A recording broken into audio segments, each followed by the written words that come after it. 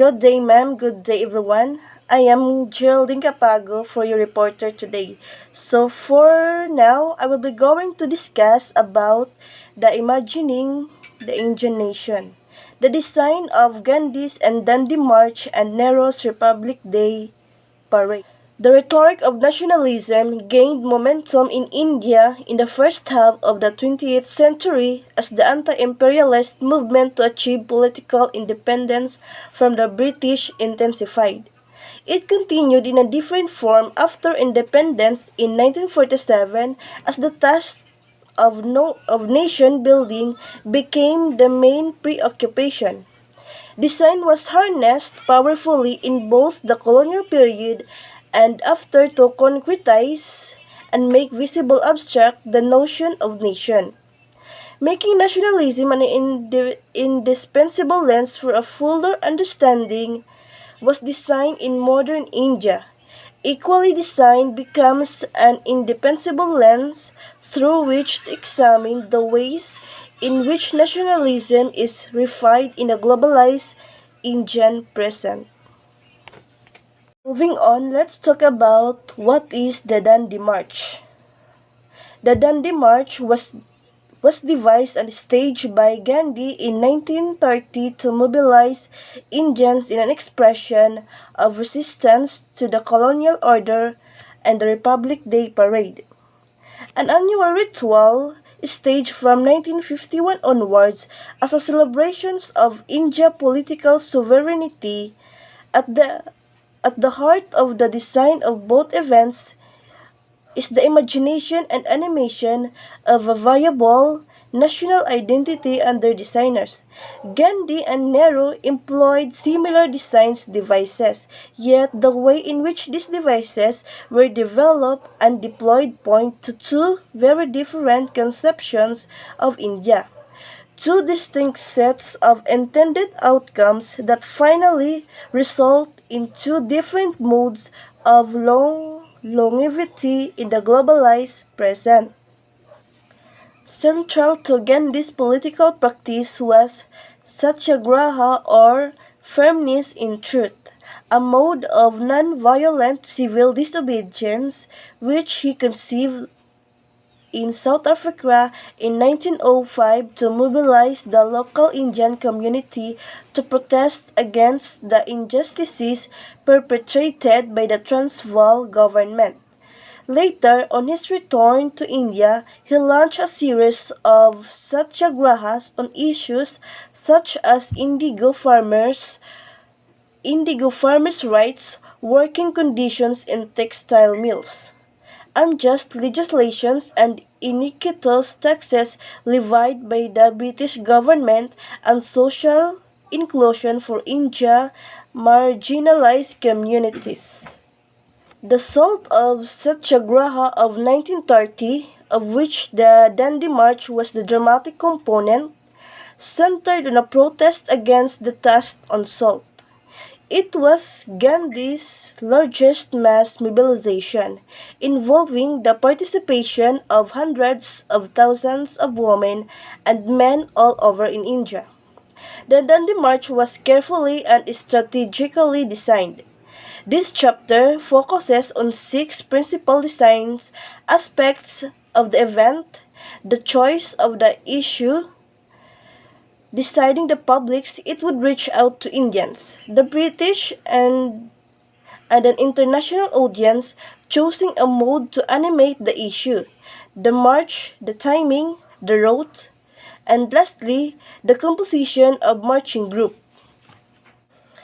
In December 1929, at its annual session at Lahore, the Indian National Congress resolved to fight for Purna Swara, or complete independence from British rule. A few, a few weeks later, on 26, 1930, a formal pledge of independence was read out, and the responsibility for mass mobilization to achieve this goal was vested in Gandhi. In mid-February, Gandhi decided to focus on the exploitative salt law as the issue around which to mobilize people. India was one of the very few countries where the state had monopoly over salt manufacture and sale. In 1930, the British government levied a 2,400% tax over the wholesale price of locally manufactured salt in order to create a market for salt imported from Britain. It was a time of rising prices and falling wages. As a result, the burden of the tax fell heavily on the poorer sections of Indian society. Jawaharlal Nehru became the first prime minister, and the process of articulating nationhood in a written constitution, which had commenced in 1946, became the main preoccupation. After 4 years of discussion and debate, India gave herself a new constitution in 1950 and the sovereign and democratic Indian state came into existence. In a public address, Deputy Prime Minister Vallabhbhai Patil, who had created the route for the Dandi March, observed that day on which India attains republican status would be written in letters of gold in its history. All traces of foreign rule were erased and Indians became in law and in fact their own masters. But which day in the year could be designated to bear that honor? As mentioned earlier, the Indian National Congress had formalized its resolve to fight for complete independence through the pledge read out on 26 January 1930. From the following year onwards, the day had been celebrated as Independence Day. However, real independence with a transfer of power took place on August 15, 1947, so 26 January could no longer be celebrated as Independence Day. Yet, it held too much political significance to be simply set aside. Therefore, it was chosen as a day for the official adoption of the Constitution, linking the inauguration of assertion against colonial rule with its conclusion in the attainment of the status of a republic. From then on, it came to be celebrated as Republic Day. It was a momentous occasion, and the task of before the political leaders of India was to devise a way to first reconcentrate the day and then honor and celebrate it. The Republic Day Parade was a new tradition which symbolically brought together the industrial and the cultural, the past and the present, handicrafts and the machine. At the same time, it communicated powerfully to two different but equally important audiences that Nehru wished to reach, the local and global. To his citizens, he communicated the new programs undertaken by the state to rebuild India and its concrete achievements through these initiatives. Simultaneously, he wished to underline that the arts were equally central to the Republic and represented its linkages to a glorious patch which was to be a fountainhead for a flourishing future. To his global audience, the parade communicated a resurgent India determined to bring material and cultural prosperity to her citizens and asserting herself as an independent nation free of her colonial masters. An estimated 200,000 people witnessed the procession in person. A live commentary was broadcast on radio to millions of listeners all over the country. In the 1980s, live telecast brought the event visually in people's homes and with it the idea of becoming and being Indian in modern India. Moving forward, let's talk about the afterlife of the march and parade. On March 12, 1931, Gandhi left Ahmedabad for Dundee again to explain to the people his pact with Viceroy Irwin after his release from prison. He left on the same day by the same route, but this time he went by car and reached Dundee in 2 days. There was no public participation, no persuasive speeches, and no religious imagery. For Gandhi, Salt and the March to Dundee had been chosen to fulfill a particular set of historical circumstances, and once the situation had changed, they no longer had any relevance and had outlived their usefulness.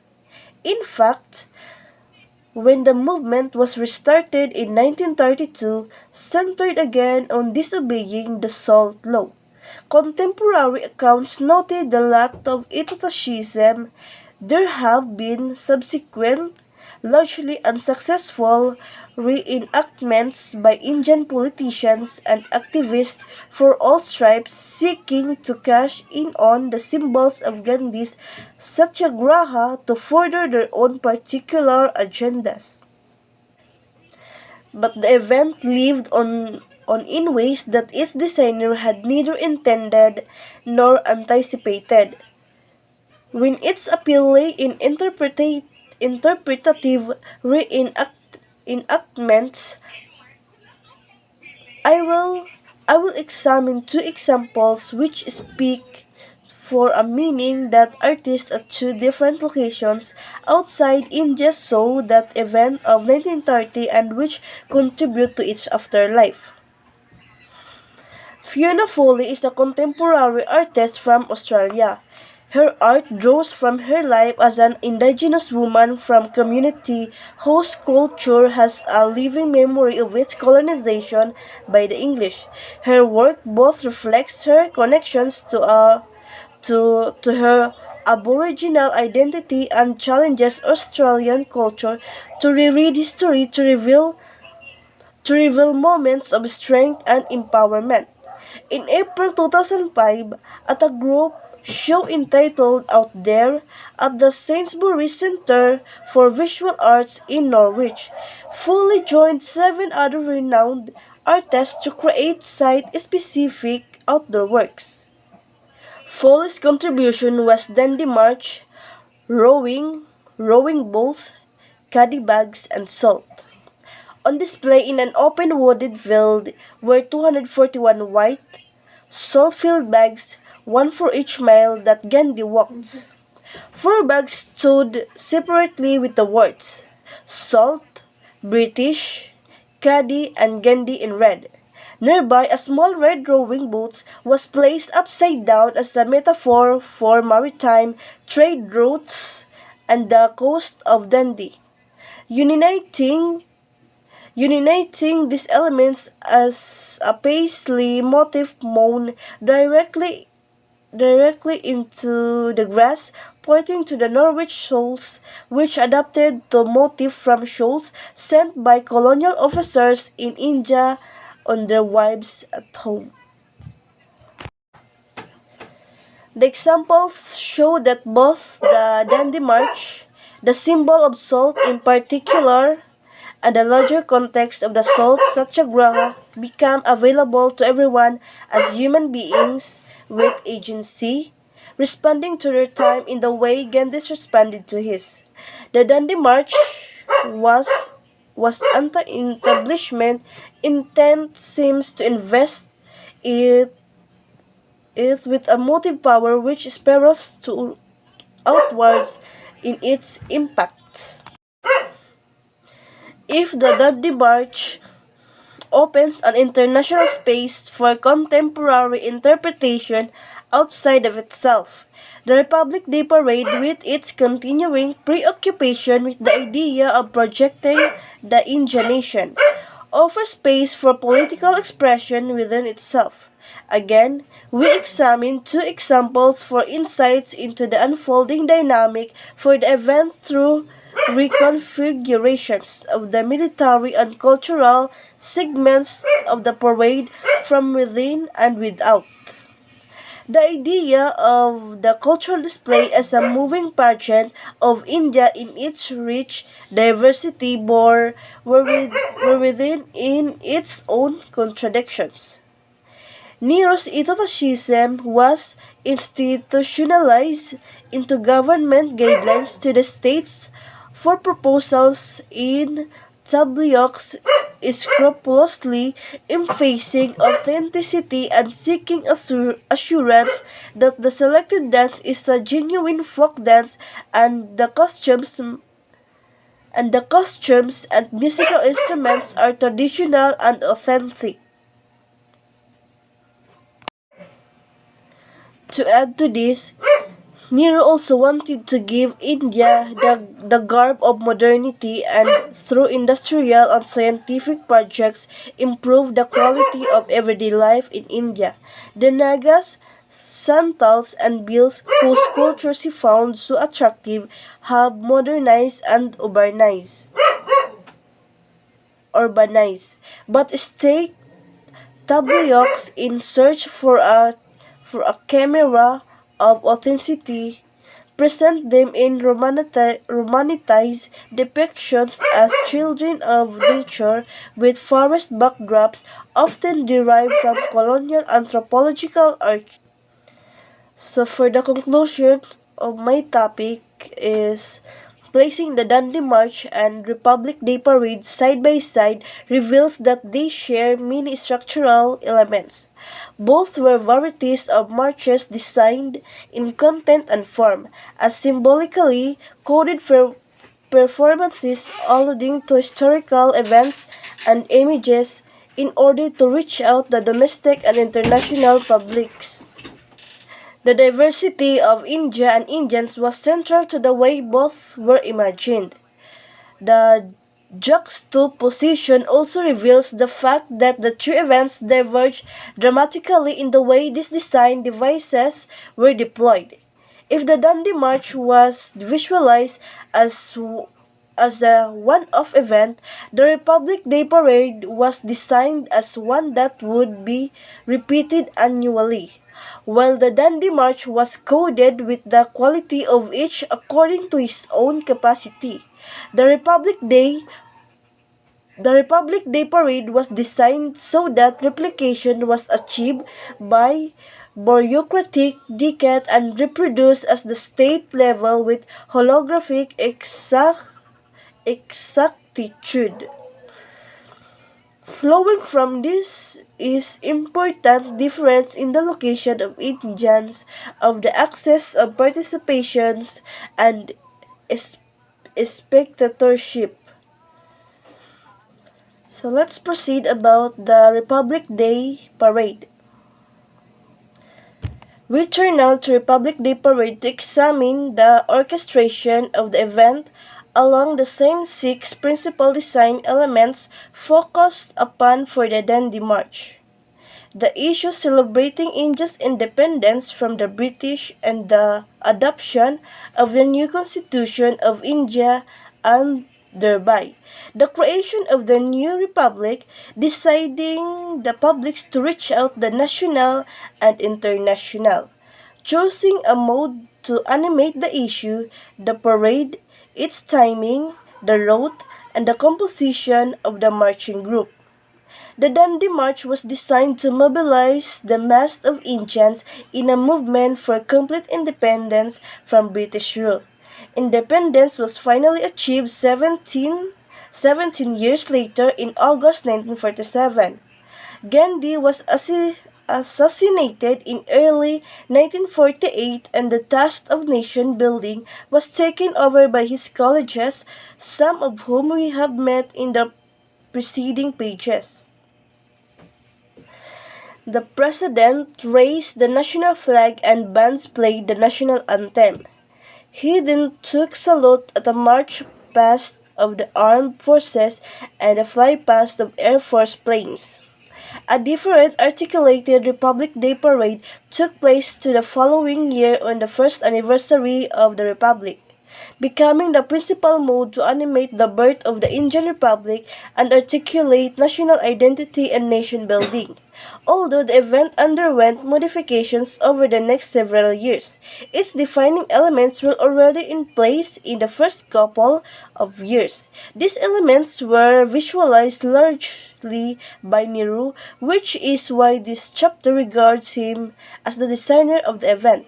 Nehru's His writing offer a clue to understanding in approach, while in person in 1948 to 1946, he wrote Discovery of India in which he anticipated independence already planning the new nation, dreaming of giving India the grab of modernity without letting go of her glorious past. He wrote traditions have to be accepted to large extent and adapted and transformed to meet new conditions and ways of thought. And at the same time, new traditions have to build up.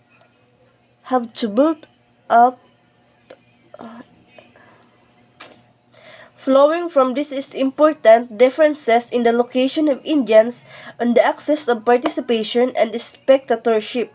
For the Dundee March, people were imagined as participants in the creation of preferred future. The parade regarded people as performers and spectators, and in both roles as recipients of a state imagined preferred future.